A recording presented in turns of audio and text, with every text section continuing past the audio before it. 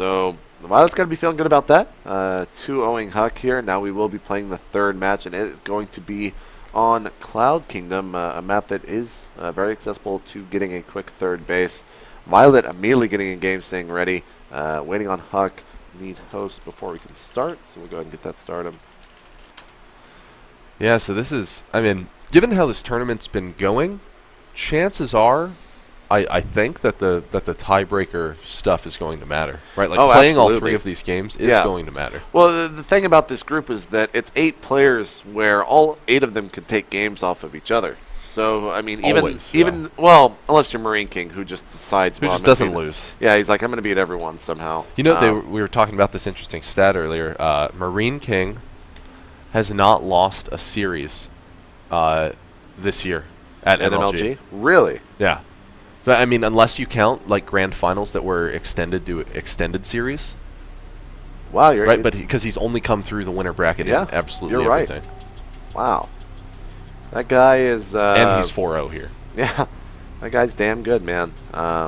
We'll see, I think, later today. Yeah, the last match of the night, which will be the last match of MKP and DRG's group play, will be the fact that MKP is going up against DRG. Yeah, it's gonna be, and that'll be interesting, right? Because that'll be what, the third time they'll have to play. That might very well be a preview of the finals. I mean, they met at the Winter Arena, they met at the Winter Championships.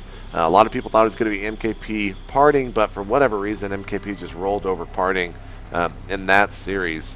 But parting is playing very well here. So right now, at this stage in the tournament, you really cannot count anyone out. But we'll start to see as the matches continue forward today, all the way up till 9 p.m. is the last starting time, and then we get into the 2v2. The 2v2 thing is going to be super fun. You guys at home, be sure not to miss that. Yeah, MKP and Huck are going to be teaming up. Yeah, that'll be interesting. That's going to be, well, I heard that Marine King they were chosen by the fans, so you guys are responsible for that. But I heard that Marine King was a little bit upset because you have the teammates a lot of times teaming up in the other matchups, and then Huck and MKP, you know, they don't speak the same language natively. Right, like that was the thing where MKP was like, I don't speak English. Right, like, right. Whereas actually the majority of the other players do at least a good chunk. Yeah, somewhat. I mean, Marine King's English is not too terrible. But they'll be able. It's fine. They just I mean, to be honest, guys, it is for fun. It's 2v2. Yeah. But that doesn't mean those guys aren't going to take it seriously. So make sure to tune into that. That'll start tonight at 10 p.m.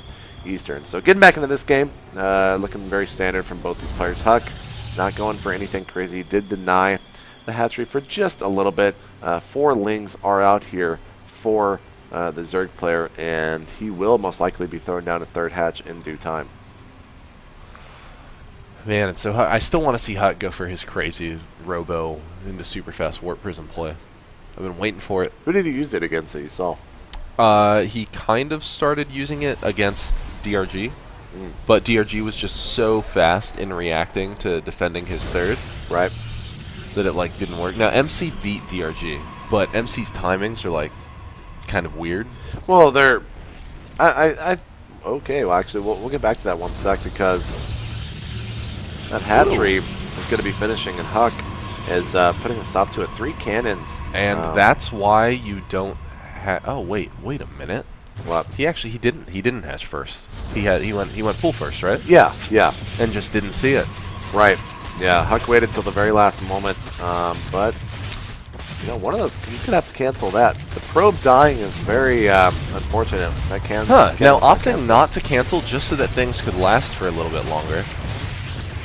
And he's going to be only. I'm not sure if that cannon can reach. They do have quite long range, but it's not going to be able to reach the hatch. That's for sure. We hear that. See how many drone kills he's able to get. That's going to be it. So he's going to keep... Ooh, he needs to make sure. He's just going to screw it. He's going to sacrifice that queen. Now, how much HP is left on that cannon? Is it going to be able to kill the other queen? Well, he's having to sacrifice some drones to make sure that it does not.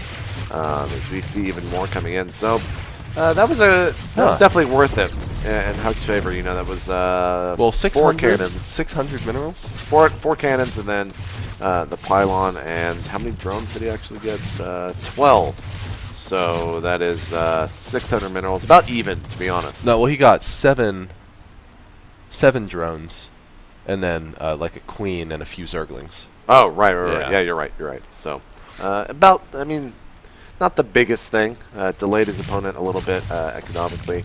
And we can even see over here the third base started to probe. Getting in position for Huck, as looks like he's going to try to cannon this now. Overlord is going to be in range, though, pretty soon to be able to stop this. Huh. So here's how he's getting his Cybernetic score. He's still in position, right? He's got both of his gases out there. He's still in position to do it. I still want to see the Robo Man. Yeah, well, he can do it. He's on 2 gas, and there's the Yeah. +1. And he does have +1 again. Yeah, so we are going to be seeing some gateways being thrown down in just a little bit, and that is a 3rd gas. Will he go for a 4th?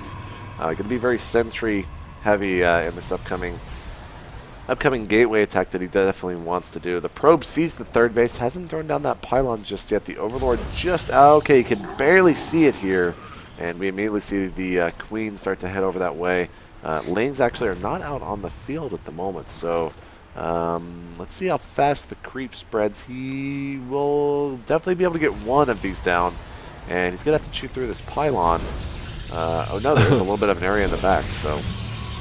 Oh man, yeah, so he's able to get that probe out of there. Man, and once again, staying really aggressive with dropping down all of those cannons. Right, and what this is doing is it's forcing units out of his opponent where we saw on Daybreak he was able to hold this big attack from Huck.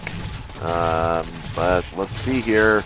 These two are definitely going to fall. That one's going to finish. We'll see how Oh man, many he's not even worried about okay, he cancels one of them. Will he cancel the second one? No. Wow, okay. And now he can use the pylon as a wall, and that's at least going to be a little bit annoying. Right. And you can already see he's only going up to 4 gates here. 4th gas already started as well.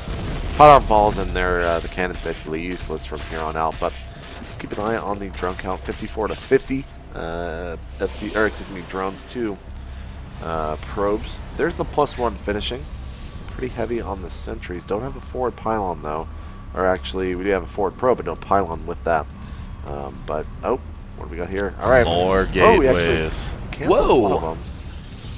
So, 7 gates. Uncharacteristic of the play so far this event. We're Generally opting on the side of more gateways versus less. Oh, Violet's going to be able to...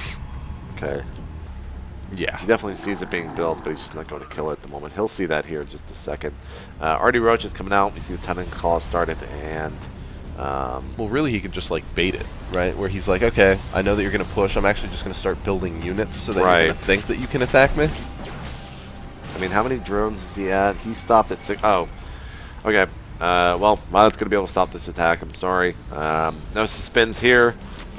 He has so many drones that he might take some damage to this hatchery, but he has a lot of roaches popping out. And with that Tumbling Claws and Burrow, that Violet is in no danger whatsoever of losing this 3rd base, and Huck knows it as he's pulling back. Yeah, Huck had a lot of gas, so here he is warping in lots of sentries to try to help with this assault, and he's also expanding behind it. Yeah, so he's going to be getting that 3rd base up, and a lot of times Zergs will see that, and they will just go straight for the kill move, and with that, we might just see Violet push across the map immediately. He's going to be able to get maybe about 30 seconds of Burrow as soon as he takes out these cannons here. If he does decide to move over, there is that robotics facility. Very close to being finished, though.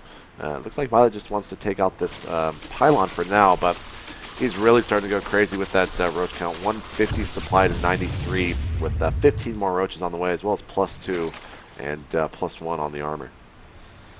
Now Violet's just in a very comfortable position. He's got a 50 supply lead. He has so many roaches out on the field.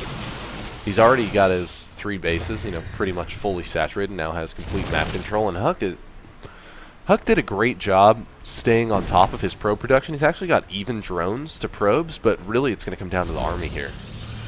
Violet's going to have this very nice opportunity where he's going to be able to attack. Oh, man, the Observer does come out just in time. Oh, no, he doesn't realize. Well, say goodbye to all of these sentries as the force field's being dropped. The Observer's still not in position.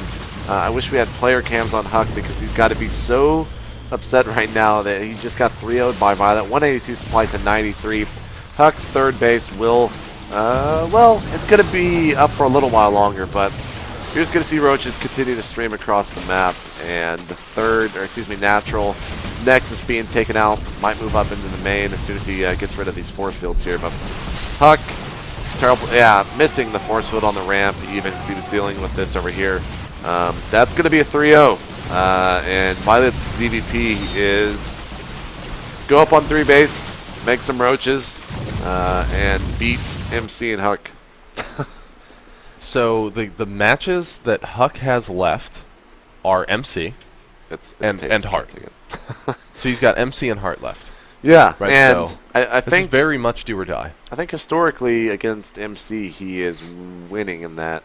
Yeah, that's like hard. It's right? hard, Like, yeah. It's very, I mean, very because hard. he beat him at Orlando. Was Yeah. that the last time? I think so. That was at least in the finals, I believe. And Huck has a tendency in his PvPs to make some very interesting and different games. So the other player that he has to play against is Hart, Yeah. who Who is kind someone of that has, beat him. Right, has his number. Which, Yeah, it seems like... and it was something that we were so surprised about, right, where Huck was actually just so close to beating him in all of those games, but Hart Right. just edged him out. Right, and the thing is that in the TVPs that Hart's been playing this tournament, he's only doing 1-1-1 once, and then the other 2 games are very long, drawn-out macro matches. So Hart is basically showing everyone that called him a cheesy player that, no, I can actually macro in this matchup as well, after he gets that 1-up on his opponent with that very, very strong 1-1-1 build that you can do in that matchup. So, yeah, congratulations to Violet. That is definitely going to big be a win for nice him. buffer for him, going 3-0 against Huck.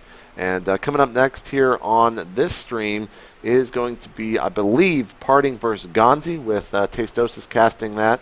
And that's going to be a ton of fun. Over on the main stream will be Marine King versus MC. And actually, Ooh. myself and Grubby are going to be casting. That'll be the first time I've casted with Grubby. I know you've That'll been be a lot casting of with fun, him man. some. Yeah, I got to cast a game with him yesterday. He's It's good a lot fun, of man. I love having the analysis here. Just in general, they offer things that, you know, me and Rob, obviously, we're the play-by-play guys. So we're able to cast with those guys. We can see things that we typically would not. So it's awesome to be able to do that.